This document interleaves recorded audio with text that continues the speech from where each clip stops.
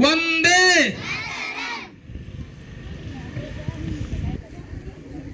ಕೋಲಾರ ಪಟ್ಟಣದ ಆರಾಧ್ಯ ದೈವನಾಗಿರ್ತಕ್ಕಂಥ ಶ್ರೀ ಶ್ರೀ ದಿಗಂಬರೇಶ್ವರ ಕಲ್ಲಿನಾಥ ಸ್ವಾಮೀಜಿ ಅವರನ್ನು ನನ್ನ ಹೃದಯ ಮಂದಿರದಲ್ಲಿ ಸ್ಮರಿಸುತ್ತಾ ಕೋಲಾರ ಪಟ್ಟಣದಲ್ಲಿ ಚೊಕ್ಕದಾಗಿ ದಿನೇ ದಿನೇ ಅಂಬೆಗಾಲು ಇಡ್ತಕ್ಕಂತಹ ಸಂಸ್ಥೆಗಳಲ್ಲಿ ಒಂದಾದ ಶ್ರೀ ಸಂತ ಕವಿ ಕಾಳಿದಾಸ ಶಿಕ್ಷಣ ಸಂಸ್ಥೆಯ ಅಡಿಯಲ್ಲಿ ವಿದ್ಯಾಸ್ಫೂರ್ತಿ ಪೂರ್ವ ಪ್ರಾಥಮಿಕ ಶಾಲೆ ಹಾಗೂ ನವೋದಯ ಕೋಚಿಂಗ್ ಕ್ಲಾಸ್ ವತಿಯಿಂದ ಇವತ್ತು ನೀವೆಲ್ಲರೂ ಅತ್ಯಂತ ಸಂಭ್ರಮ ಮತ್ತು ಸಂತೋಷದಿಂದ 77ನೇ ಗಣರಾಜ್ಯೋತ್ಸವ ದಿನಾಚರಣೆಯನ್ನ ಆಚರಿಸಲು ನೀವು ಇಲ್ಲಿ ಸಾಕ್ಷಿಯಾಗಿದ್ದೇವೆ. ಈ ಒಂದು ವೇದಿಕೆಯ ಮೇಲೆ ಆಸೀನರಾಗಿರ್ತಕ್ಕಂಥ ನನ್ನ ಆತ್ಮೀಯ ಗೆಳೆಯರು ಮತ್ತು ಈ ಸಂಸ್ಥೆಯ ಅಧ್ಯಕ್ಷರಾಗಿರ್ತಕ್ಕಂಥ ಶ್ರೀ ಹೊನ್ನೇಶ್ ಮುರುಗೋಡ್ ಸರ್ ಅವರೇ, ಅದೇ ರೀತಿ ಈ ಕಾರ್ಯಕ್ರಮಕ್ಕೆ ಅತಿಥಿಯಾಗಿ ಆಗಮಿಸಿರ್ತಕ್ಕಂಥ ನಮ್ಮ ಸಂಸ್ಥೆಯೊಂದಿಗೆ ಯಾವಾಗಲೂ ನಿಕಟ ಸಂಬಂಧವನ್ನು ಹೊಂದಿರತಕ್ಕಂಥವರು ಆತ್ಮೀಯರು ಗುರುಸಂಗಪ್ಪ ಕರಣಿ ಅವರೇ, ಅದೇ ರೀತಿ ಇನ್ನೋರ್ವ ಅತಿಥಿಗಳಾಗಿರ್ತಕ್ಕಂಥ ವೃತ್ತಿ ಯಾವುದೇ ಆದರೂ ಸಹ ಪ್ರವೃತ್ತಿಯಲ್ಲಿ ಅವರು ಸಹಿತ B.Ed ಪದವೀಧರರು ಶ್ರೀಸೆಲ್ ರಬನ್ಯಾಳ್ ಅವರು ಸಹಿತ ಈ ವೇದಿಕೆಯ ಮೇಲೆ ಸಾಕ್ಷಿಯಾಗಿದ್ದಾರೆ. ಅದೇ ರೀತಿ ಹಿರಿಯರು ಯಾವಾಗಲೂ ನಮಗೆ ಮಾರ್ಗದರ್ಶನ ಕೊಡ್ತಕ್ಕಂಥವರು ಸಂಸ್ಥೆಯೊಂದಿಗೆ ಅವಿನಾಭಾವ ಸಂಬಂಧ ಹೊಂದಿರತಕ್ಕಂಥ ಕಲ್ಲಪ್ಪನ ಕಾಕಣಿಕೆಯವರೇ, ವೇದಿಕೆಯ ಮುಂಭಾಗದಲ್ಲಿ ಕುಳಿತಿರ್ತಕ್ಕಂಥ ಆತ್ಮೀಯ ವಿದ್ಯಾರ್ಥಿಗಳೇ, ಪಾಲಕ ಬಂಧುಗಳೇ, ಕಾರ್ಯಕ್ರಮದ ಕೇಂದ್ರ ಬಿಂದು ಮತ್ತು ಪ್ರತಿಯೊಂದು ಕಾರ್ಯಕ್ರಮ ಯಶಸ್ವಿಯಾಗಲು ಕಾರಣೀಭೂತರಾಗಿರ್ತಕ್ಕಂಥ ನನ್ನ ಶಿಕ್ಷಕ ಮಿತ್ರರೇ, ಬೋಧಕೇತರ ಸಿಬ್ಬಂದಿಗಳೇ, ಅಕ್ಕ ತಂಗಿಯರೇ ಹಾಗೂ ಗುರು ಹಿರಿಯರೇ, ಎಲ್ಲರಿಗೂ ಮತ್ತೊಮ್ಮೆ ಮಗದೊಮ್ಮೆ ನನ್ನ ತುಂಬು ಹೃದಯದಿಂದ ನಿಮಗೆ ಗಣರಾಜ್ಯೋತ್ಸವದ ಶುಭಾಶಯಗಳನ್ನು ಸಲ್ಲಿಸುತ್ತೇನೆ. ಮಕ್ಕಳು ಸ್ವಲ್ಪ ಲಕ್ಷ ಕೊಟ್ಟು ಕೇಳಬೇಕು. ಆತ್ಮೀಯ ವಿದ್ಯಾರ್ಥಿ, ಈಗಾಗಲೇ ಅನೇಕ ವಿದ್ಯಾರ್ಥಿಗಳು ಮತ್ತು ಆಗಮಿಸಿರ್ತಕ್ಕಂಥ ಅತಿಥಿಗಳು ಈ ಕಾರ್ಯಕ್ರಮದ ಉದ್ದೇಶ ಏನು, ಗಣರಾಜ್ಯೋತ್ಸವವನ್ನು ಹೇಗೆ ಆಚರಣೆ ಮಾಡುತ್ತೇವೆ, ಏಕೆ ಆಚರಣೆ ಮಾಡುತ್ತೇವೆ ಎನ್ನುವುದನ್ನ ಈಗಾಗಲೇ ಸ್ಪಷ್ಟವಾಗಿ ಮತ್ತು ಮಾರ್ಮಿಕವಾಗಿ ಮಾತನಾಡಿದ್ದಾರೆ. ನಾವು ಅತಿ ಕಡಿಮೆ ಅವಧಿಯಲ್ಲಿ ಕಾರ್ಯಕ್ರಮದ ಆಯೋಜನೆಯನ್ನು ಮಾಡಿಕೊಂಡೇವಿ.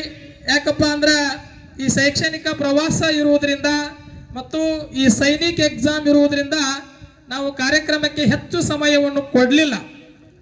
ಆದರೂ ಸಹ ನಮ್ಮ ಸಿಬ್ಬಂದಿಗಳು ಕೇವಲ ಒಂದು 2-3 ದಿನಗಳಲ್ಲಿ ಅತ್ಯಂತ ಅಚ್ಚುಕಟ್ಟಾಗಿ ಈ ಡ್ಯಾನ್ಸ್ ಆಗಲಿ ಮತ್ತು ಭಾಷಣಗಳಾಗಲಿ ಎಲ್ಲವನ್ನ ಒಂದು ಸರಿಯಾಗಿ ಮಾಡಿದ್ದಾರೆ. ಅವರಿಗೆ ಈ ವೇದಿಕೆಯ ಪೂರ್ವವಾಗಿ ಅವರಿಗೆ ಧನ್ಯವಾದಗಳನ್ನು ಅರ್ಪಿಸುತ್ತೇನೆ.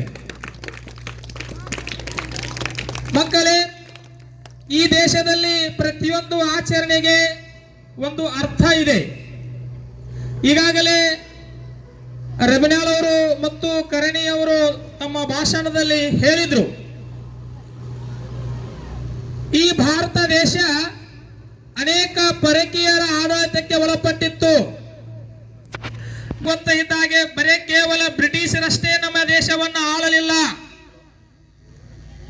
ನಮಗ ಗೊತ್ತಿರುವುದು ಅತಿ ಹೆಚ್ಚು ನೆನಪಿಸಿಕೊಳ್ಳುವುದು ಬ್ರಿಟಿಷರನ್ನು ಅಷ್ಟೇ ನಾವು ನೆನೆಸಿಕೊಳ್ಳುತ್ತೇವೆ. ಬ್ರಿಟಿಷರಕ್ಕಿಂತ ಮೊದಲು ಈ ದೇಶವನ್ನ ಮೊಘಲರು ಆಳಿದ್ರು. ಮೊಹಮ್ಮದ್ ಗಜ್ನಿ ಈ ದೇಶದ ಮೇಲೆ 17 ಬಾರಿ ದಂಡಯಾತ್ರೆ ಮಾಡಿದ್ರು. ಗಜನಿ, ಗೋರಿ, ಕುತ್ಬುದ್ದೀನ್ ಐಬಕ್, ಇಲ್ತಮಿಷ್, ಬಾಬರ್, ಔರಂಗಜೇಬ, ಶಹಾಜಹಾನ್ ಹಿಡ್ಕೊಂಡು ಸುಮಾರು 200 ವರ್ಷಗಳ ಕಾಲ ಈ ದೇಶವನ್ನ ಕೊಳ್ಳೆ ಹೊಡೆದ್ರು. ಯಾಕಂದ್ರೆ ಇವತ್ತಿನ ದಿನ ನಾವೆಲ್ಲವನ್ನ ನೆನಪಿಸಿಕೊಳ್ಬೇಕಾಗ್ತದ. ಸುಮ್ಮನೆ ಗೂಗಲ್ ಒಳಗೆ ಒಂದು ಸರ್ಚ್ ಮಾಡ್ರಿ ನೀವು ಪಾಲಕರು. 1914 ಇಂಡಿಯಾ, 1913 ಇಂಡಿಯಾ, 1940ರಲ್ಲಿ ಭಾರತದ ಸ್ಥಿತಿ ಹೇಗಿತ್ತು, 1930ರಲ್ಲಿ ಭಾರತದ ಸ್ಥಿತಿ ಹೆಂಗಿತ್ತು ಅನ್ನೋದನ್ನ ನೀವು ಸಾಮಾಜಿಕ ಜಾಲತಾಣದಲ್ಲಿ ನೋಡಿದಾಗ ಅವಾಗಿನ ಭಾರತ ಈಗಿನ ಏನು ವ್ಯತ್ಯಾಸ ಐತಪ್ಪ ಅಂದ್ರೆ ಅಜಗಜಾಂತರ ವ್ಯತ್ಯಾಸ ಐತಿ ಅಂತ ನಾವು ಹೇಳಬಹುದು. ಬ್ರಿಟಿಷರು ಕೇವಲ ಹೊಟ್ಟೆಯನ್ನು ತುಂಬಿಸಿಕೊಳ್ಳುಗೋಸ್ಕರ ಈ ದೇಶಕ್ಕೆ ತಕ್ಕಡಿಯನ್ನು ಹಿಡ್ಕೊಂಡು ಬಂದ್ರು. ವ್ಯಾಪಾರಕ್ಕಾಗಿ ಈ ದೇಶಕ್ಕೆ ಬಂದಿರತಕ್ಕಂಥ ಬ್ರಿಟಿಷರು ಈ ದೇಶದಲ್ಲಿ ಇರ್ತಕ್ಕಂಥ ಅರಾಜಕತೆ, ಈ ದೇಶದಲ್ಲಿ ಇರ್ತಕ್ಕಂಥ ಅಸಮಾನತೆ, ಈ ದೇಶದಲ್ಲಿ ಇರ್ತಕ್ಕಂಥ ಜಾತೀಯತೆ, ಈ ದೇಶದಲ್ಲಿ ಇರ್ತಕ್ಕಂಥ ಧರ್ಮ ಅಂತತೆಯನ್ನು ನೋಡಿ ವ್ಯಾಪಾರಕ್ಕಾಗಿ ಬಂದಿರತಕ್ಕಂಥ ಬ್ರಿಟಿಷರು ಮುಂದೆ ಈ ದೇಶದ ಅಧಿಕಾರದ ಚುಕ್ಕಾಣಿಯನ್ನು ಹಿಡಿದ್ರು. ಈ ದೇಶವನ್ನ ಬ್ರಿಟಿಷರು ಆಳಲಕ್ಕೆ ಕಾರಣ ಯಾರಪ್ಪ ಅಂದ್ರೆ ನಾವು ಅವರಿಗೆ ಅವಕಾಶವನ್ನು ಮಾಡಿಕೊಟ್ಟೇವಿ. ಸುಮಾರು ಈಸ್ಟ್ ಇಂಡಿಯಾ ಕಂಪನಿ 1600ರಲ್ಲಿ ಈಸ್ಟ್ ಇಂಡಿಯಾ ಕಂಪನಿಯನ್ನು ಸ್ಥಾಪಿಸುವುದರ ಮೂಲಕ ಈ ದೇಶಕ್ಕೆ ಕಾಲಿಟ್ಟ ಬ್ರಿಟಿಷರು 1947ರಲ್ಲಿ ಈ ದೇಶವನ್ನು ಬಿಟ್ಟು ಹೋದ್ರು. ಸುಮಾರು 200 ವರ್ಷಗಳ ಕಾಲ ಈ ದೇಶವನ್ನ ತಮ್ಮ ಮನಸ್ಸಿಗೆ ಬಂದಂಗ ಆಡಳಿತವನ್ನು ಮಾಡಿದ್ರು. ಇದನ್ನು ನೋಡಿಕೊಂಡಿರ್ತಕ್ಕಂಥ ನಮ್ಮ ದೇಶ ಬಾಂಧವರು, ಹೋರಾಟಗಾರರು ಸುಮಾರು 200 ವರ್ಷಗಳ ಕಾಲ ಅವರ ಜೊತೆ ಹೋರಾಟ ಮಾಡಿದ್ರು. ತನು ಮನ ಧನವನ್ನು ಅರ್ಪಿಸಿ ಅನೇಕ ಪ್ರಾಣವನ್ನು ತ್ಯಾಗ ಮಾಡಿ ಅಂತಿಮವಾಗಿ 1947ರಲ್ಲಿ ನಾವು ಸ್ವಾತಂತ್ರ್ಯವನ್ನು ಪಡೆದುಕೊಂಡೆವು. ಬಹಳ ಮಂದಿ ನಮಗೆ ಸ್ವಾತಂತ್ರ್ಯ ಸಿಕ್ತು ಅಂತ ಹೇಳ್ತಾರೆ. ಸಿಕ್ಕಿಲ್ಲ, ಅದು ನಾವು ಪಡ್ಕೊಂಡೇವಿ. ಸಿಗುವುದು ಬೇರೆ, ಪಡ್ಕೊಳ್ಳೋದು ಬೇರೆ. ಅಚಾನಕ ನಾವು ಈ ರೋಡ್ನ ಹೋಗೋ ಮುಂದಾಗ ಒಂದು 10 ರೂಪಾಯಿ ಸಿಗ್ತದ, ಅದು ಸಿಕ್ಕಿದ್ದು, ಅದು ಅಚಾನಕವಾಗಿ ಸಿಕ್ಕಿದ್ದು. ಆದ್ರೆ ಸ್ವಾತಂತ್ರ್ಯ ನಮಗೆ ಸಿಕ್ಕಿಲ್ಲ. ನಾವು ಏನ್ ಮಾಡ್ಕೊಂಡೇವಿ? ಪಡ್ಕೊಂಡೇವಿ, ಕಿತ್ಕೊಂಡೇವಿ. 1947ಕ್ಕಿಂತ ಮೊದಲು ನಮ್ಮ ಸ್ಥಿತಿ ಹೆಂಗಿತ್ತು? ಪಂಜರದೊಳಗಿನ ಪಕ್ಷಿ ತರ ನಾವಿದ್ದೇವಿ. ಮಕ್ಕಳೇ, ನನಗ ಒಂದು ವೇಳೆ 1947ಕ್ಕಿಂತ ಮೊದಲು ನಾನಿದ್ನಪ್ಪ ಅಂದ್ರ ಈ ರೀತಿ ಭಾಷಣ ಮಾಡುವ ಸ್ವಾತಂತ್ರ್ಯ ನನಗೂ ಇರಲಿಲ್ಲ, ಈ ರೀತಿ ಕೂತು ಕೇಳುವ ಅವಕಾಶ ನಿಮಗೂ ಇರಲಿಲ್ಲ. ಇದಕ್ಕೊಂದು ಉದಾಹರಣೆ ಹೇಳ್ತೀನಿ ನಾನು ನಿಮಗ.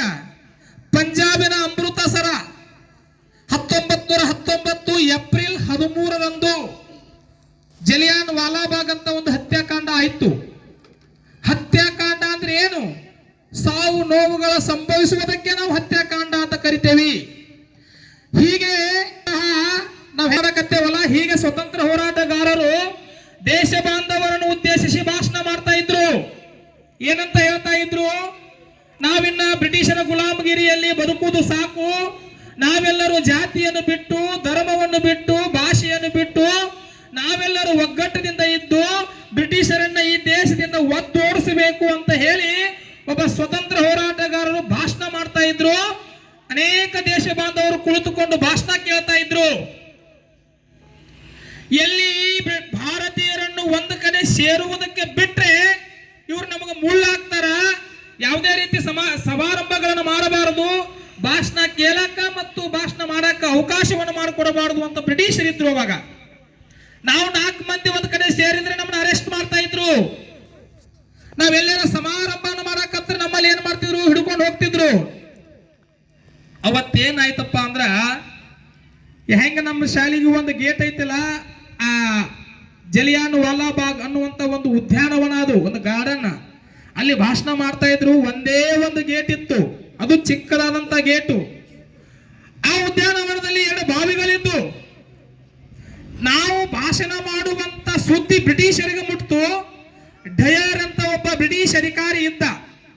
ಆ ಸುದ್ದಿ ಅವಾಗ ಮುಟ್ಟಿದ ತಕ್ಷಣ ಏಕಾಏಕ ಬಂದು ಆ ಗೇಟಿನ ಬಾಗಿಲಿಗೆ ಬಂದು ಭಾಷಣ ಮಾಡುವರ ಮೇಲೆ ಮತ್ತು ಭಾಷಣ ಕೇಳುವರ ಮೇಲೆ ಏಕಾಏಕಿ ಗುಂಡಿನ ದಾಳಿಯನ್ನು ನಡೆಸಿಬಿಟ್ಟ.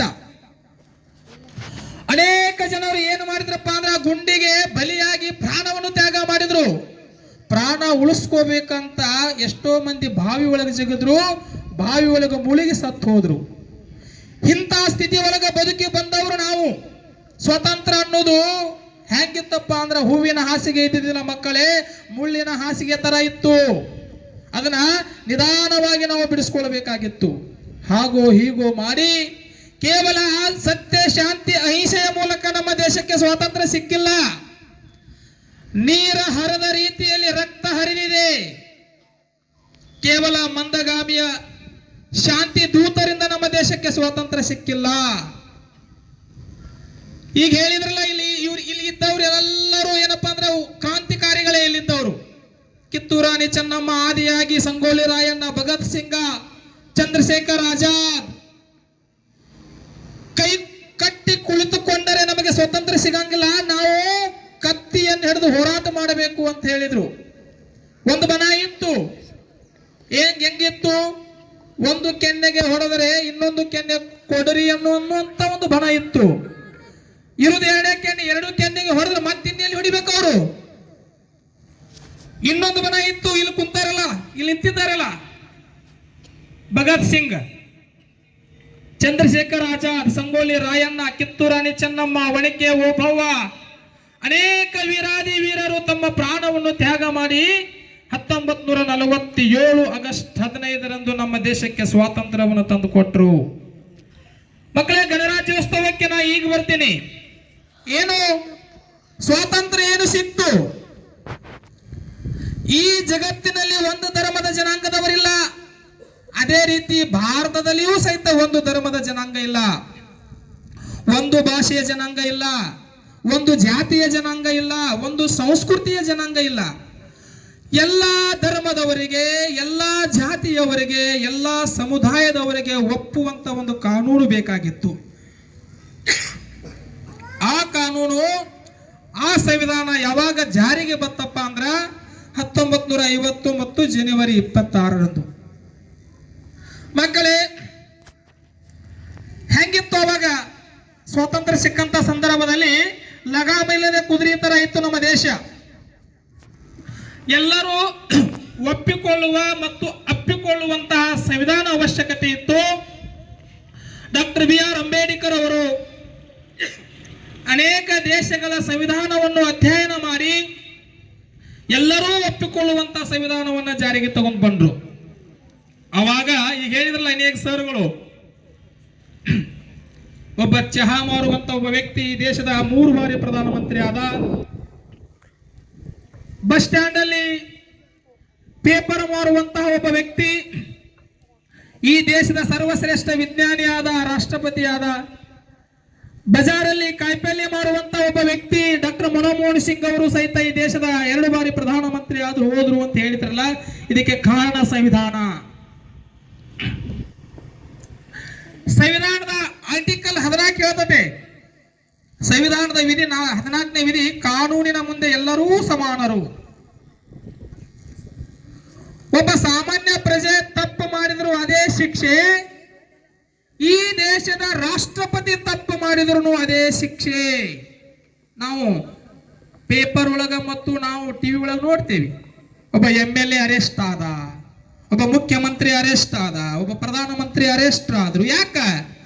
ಇಲ್ಲಿ MLAಗೆ ಬೇರೆ ಕಾನೂನಿಲ್ಲ, ಮುಖ್ಯಮಂತ್ರಿಗೆ ಬೇರೆ ಕಾನೂನಿಲ್ಲ, ರಾಷ್ಟ್ರಪತಿಗೆ ಬೇರೆ ಕಾನೂನಿಲ್ಲ. ಎಲ್ಲರೂ ಸಂವಿಧಾನದ 14ನೇ ವಿಧಿ ಏನ್ ಹೇಳ್ತದ? ಕಾನೂನಿನ ಮುಂದೆ ಎಲ್ಲರೂ ಸಮಾನರು. ಹಾಗಾಗಿ ಸಂವಿಧಾನದ 18ನೇ ವಿಧಿ ಹೇಳ್ತದ ಮಕ್ಕಳೇ, ಜಾತಿ ಆಧಾರದ ಮೇಲೆ ಸರ್ಕಾರಿ ನೌಕರಿ ಕೊಡಂಗಿಲ್ಲ, ಧರ್ಮದ ಆಧಾರದ ಮೇಲೆ ಸರ್ಕಾರಿ ನೌಕರಿ ಕೊಡುದಿಲ್ಲ. ಯಾರಲ್ಲಿ ಅರ್ಹತೆ ಇರುತ್ತದೆಯೋ ಅವ್ರು ಯಾರು ಬೇಕಾದ್ರೂ ನೌಕರಿಯನ್ನು ಪಡ್ಕೋಬಹುದು. ಉದಾಹರಣೆಗಾಗಿ ಮೊನ್ನೆ ಜತ್ ಜಿಲ್ಲಾ ಜತ್ ಒಳಗ ಒಬ್ಬ ಬೀರಪ್ಪ ಅಂತ ಹೇಳಿ ಒಬ್ಬ ಕುರುಬ ಸಮುದಾಯದ ಒಬ್ಬ ವ್ಯಕ್ತಿ ಇದ್ದ, ಕುರಿ ಕಾಯ್ತಾ ಇದ್ದಾವ. ಹೆಂಗ ನಿಪ್ಪಾಣಿ ಅವ್ರು ಬರ್ತಾರಲ್ಲ ಇಲ್ಲಿ ನಮ್ಮಲ್ಲಿ ಕುರಿ ಕಾಯಕ, ಹಳ್ಳಿ ಹಳ್ಳಿ ಹಳ್ಳಿ ಹಳ್ಳಿ ಹೋಗಿ ಕುರಿ ಕಾಯ್ತಿದ್ದ ಬೀರಪ್ಪ ಅಂತ ಹೇಳಿ. ಅವನು ಸಿವಿಲ್ ಸರ್ವಿಸ್ ಎಕ್ಸಾಮ್ ಬರೆದು ರಿಸಲ್ಟ್ ಬಂತು. ಆ ಒಂದು ರಿಸಲ್ಟ್ ಬಂದಾಗ ಅವ ಕುರಿನೇ ಕಾಯಕ್ ಹೋಗಿದ್ದ ಅವತ್ತು. ಇವತ್ತು ಅವನು IPS, Indian police service, Bharat ದೇಶದಲ್ಲಿ ಪೊಲೀಸ್ ವ್ಯವಸ್ಥೆಯಲ್ಲಿ IPS ಬಹಳ ಅತ್ಯಂತ ಉನ್ನತವಾದ ಹುದ್ದೆ. ಎಷ್ಟೋ ಮಂದಿ ಬಡವರು IAS ಆಗಿದ್ದಾರೆ, IPS ಆಗಿದ್ದಾರೆ, ICS ಆಗಿದ್ದಾರೆ. ಕಾರಣ ಏನಪ್ಪಾ ಅಂದ್ರೆ ಸಂವಿಧಾನ. ಯಾವ ಅಂಬೇಡ್ಕರ್ ಅವರನ್ನು ನಾವು ಮುಟ್ಟಾಕ ನಾವು ಅಸಹ್ಯ ಪಡ್ತಿದ್ದೇವೋ, ಅಂಬೇಡ್ಕರ್ ಅವರ ಬಗ್ಗೆ ಮಾತಾಡೋಣ ನಾವು ಅಸಹ್ಯ ಪಡ್ತಿದ್ದೇವೋ, ಇವತ್ತು ಅವರ ಫೋಟೋ ಇಟ್ಟು ನಾವು ಪೂಜೆ ಮಾಡ್ತೇವಪ್ಪ ಅಂದ್ರೆ ಕಾರಣ ಏನಪ್ಪಾ ಅಂದ್ರೆ ಸಂವಿಧಾನ. ಅದೇ ರೀತಿ ಈ ನಮ್ಮ ತಾಯಿಯಂದರ ಮೇಲೆ ಬಹಳ ಜವಾಬ್ದಾರಿ ಅದ.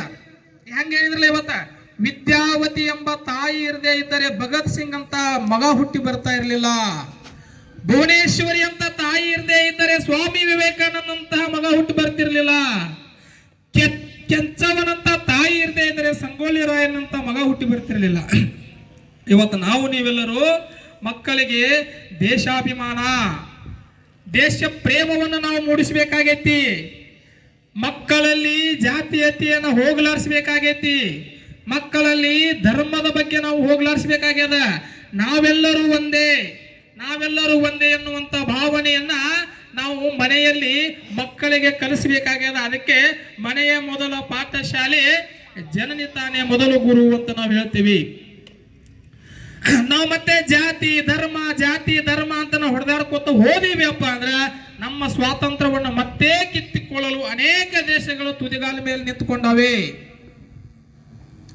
ಇವತ್ತು ಹಗಲು ರಾತ್ರಿ ಎನ್ನದೆ ಸೈನಿಕರು ತಮ್ಮ ಹೆಂಡತಿಯನ್ನು ಬಿಟ್ಟು, ಮಕ್ಕಳನ್ನು ಬಿಟ್ಟು, ತಮ್ಮ ಪ್ರಾಣದ ಹಂಗನ್ನು ಬಿಟ್ಟು ಇವತ್ತು ಗಡಿಯಲ್ಲಿ ಬಂದೂಕ್ ಹಿಡ್ಕೊಂಡು ಹಗಲು ರಾತ್ರಿ ಕಾಯಕತ್ತಾರಪ್ಪ ಅಂದ್ರೆ ನಮ್ಮ ಸ್ವಾತಂತ್ರ್ಯವನ್ನು ಉಳಿಸಿಕೊಳ್ಳಬೇಕಂತ.